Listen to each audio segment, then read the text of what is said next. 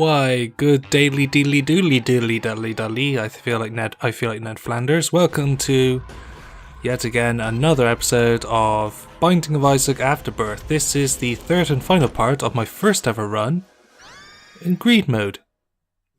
Bit late there, but you know, I thought I'd show my first experience just to see how much I suck. And hopefully, I'm not the only one that sucked the first time. And I'm not talking about me that time in the Detroit brothel. No. I've never been to Detroit, nor have I sucked anyone off. Anywho, yeah, as you can see, I picked up one of the most overpowered items in the game, the Nightlight, which, when any enemy is in the vicinity of the light, it slows them down and any projectiles they shoot. Very strong. Matchbook. Matchbooks are evil. That's why I got some bombs and my evil is up. So in the last video I told you about, you know, the news that was revealed a while ago about how the people of Apple, iPhone, iTunes, whatever, you know, that sort of corporation doesn't intend on releasing Binding of Isaac on their devices and systems because due to mainly the you know, symbolism, the violence, and of course the supposed child abuse displayed. Of course, it's a cartoony, zany, non-realistic world that can't possibly be replicated in the real world. And even so, it's a metaphor. His mum isn't actually going to kill him. It is just his imagination going wild. And, you know, I've looked at violence in video games for a while, and a lot of people have written articles about it and such, and I think it's a bunch of baloney. I think the only people that commit such crimes and atrocities, like, you know, killing a person, are just plain stupid. Only stupid people do that. And fortunately, we live in a society where most people, majority of people, hopefully, have common sense and the smarts to not do such stupid things. I mean, that's what violent video games are for, to be able to do that without having to resort to doing it in real life, because that's just ridiculous. So yeah, you know, you're having a busy day at work, or you're just stressed out, and you want to want to unwind. You don't have to go out and kill someone. Just do it in Grand Theft Auto. Vent out your anger that way. It's supposed to be some sort of stress release, some sort of escapism. It's not supposed to, you know, teach you how to stab someone or anything. That's just stupid. Violence video games, I don't think it promotes violence. I think it's just escapism and entertainment. Just like when I play Binding of Isaac Afterbirth, I'm not thinking, oh, I think I'll get a knife and stab a kid. No, that's stupid. That's ridiculous. No, it just makes me go, man, this is fun. You know, this is just a harmless, you know, harmless way of having fun and just engaging with the community. Like now, like uploading videos and, you know, posting stuff on Reddit, and, you know, it's supposed to just, you know, have us all get along, and that. It's nothing to do with, you know, beating the living shit out of each other, or it's not promoting violence or anything. Hell, I don't think it even shows religion in a negative fashion. It's what we assume, really. It's how we judge it, really. Individually, and but in my opinion, of course, in this case, religion isn't negatively perceived in this. I don't think. It's just shown. It's not like they're going, oh, Christianity's wrong, you know, because that's just a matter of opinion. I'm not religious, so I can't really say. So I think it's just shown, and I don't think religion shouldn't be shown in video games. Well, as long as it's within reason, like, you know, it has. The reason why I think religion is shown in this game is because it has interesting, like, sort of backstory about Edmund's life. You know, growing in a state where his friends and family, well, a lot of friends and family have gone from being violent drunks to, you know, born again Christians. You know, it sort of shows how significant it and present has been in around his life, you know. So it's not like an attack on Christianity or even religion in general. So Yeah, I think I'm getting a bit too opinionated and a bit too deep into this, so let's talk about how I keep the jarflies, because I want to survive in this playthrough.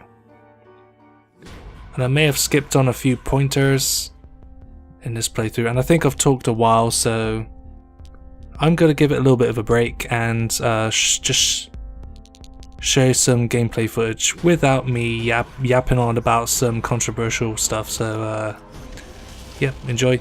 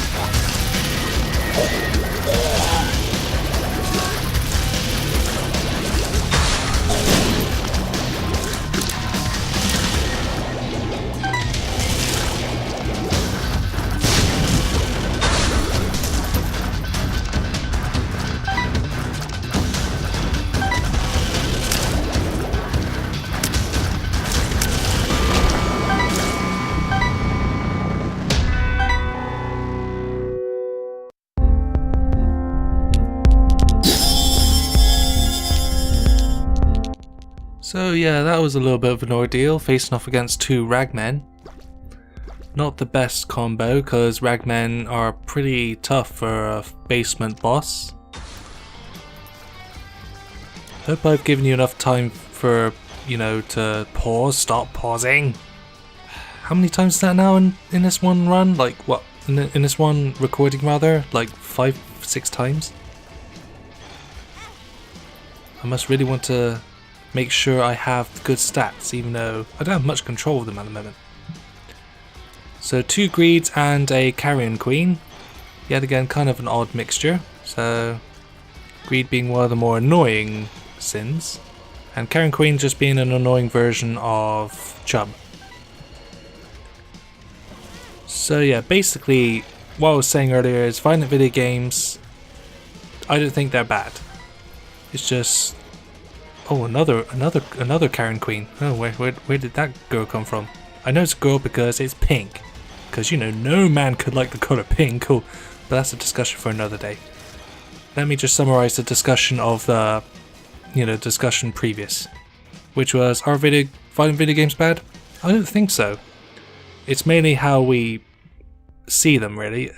I see them just as forms of escapism to, express yourself, like, or if you just want to leave the confines of, work and have, oh my god, oh, holy damn, I forgot about this. Oh, 2 stains and lots of those tentacly things. Oh dear lord. Got scissors though. Oh lord. That was crazy. The first time that happened, I was like, oh my god, what the hell's going on? Oh man. That was crazy. Might as well give it another shot. So yeah, violent video games, in my opinion, not bad. They're just forms of escapism. It's just, you gotta be careful though when you're making violent video games. Because if you're a game like Hatred, where all you do is kill people, it just seems kind of juvenile and just silly and just, you know, a bit not real, but just sort of it's reminiscent of what happens every day. Like, you know, there's always one maniac on the news who goes in a cinema and blows people up, or, you know, kills an innocent child, or, you know, it's well, you know what they say, it wouldn't be bad news. What was it they say? Pause again. Damn you, Windows 10. I think I was running out of batteries or something again. So yeah, you know what they say, all news is bad news, or bad news, it wouldn't be news without bad news, one of those things. Point is simply, yeah, violent video games, I like them. They didn't make me into a killer, and I'm sure they don't make anyone else a killer, only the dumb people killers. So be smart and be safe, and just stay at home, play Grand Theft Auto 5, go online, have a good time, talk to people, you know, just go and play GTA Online, have a good time. Forget about the blood, forget about the controversies, forget about the violence and that. I'm starting to sound like, you know, a man. I'm starting to sound like someone who's opposing against war in Vietnam or something, you know what I mean? So, bottom line, yeah, it's kind of a controversial subject, and sorry if I didn't get my words out right. It's just one of those things that has been a recurring subject that has been in my mind and everyone else's mind. Violent video games should be allowed, and Apple iTunes iPhone not doing it because of child abuse, I can see why, but at the same time it's like, you're focusing on the wrong things really. It's not about child abuse, it's not about child abuse, it's about a kid's overreaction to how his mum treats him, and it's in his imagination, and you never see that happen though, do you? You never see that happen. It's just a huge metaphor really. Imagery and metaphors and stuff. So yeah, if 3DS and Wii U are going to get the ports, then why can't Apple devices get ports? I mean, Grand Theft Auto got loads of ports, and they're A-okay with that. Yeah, you can port a game where you just shoot people in the head, but a port of a cartoony, surreal roguelike? Nope. Of course, there's more to Grand Theft Auto than that. I'm just saying, you know. They allow some things, just not others, you know. Let's end that conversation now, because not only I'm getting a bit bored of it, but to be honest, but also, if I dug myself a hole, I don't want to dig a deeper hole, okay? And hopefully some of you will agree with me in that. I'm hoping a lot of you will, and just dead. I think I just gave up at that point because I was like, yep, I'm sick of dying. I'll unlock Lilith another time. Probably one of the very few times I died at the hands of Monstro, the giant head.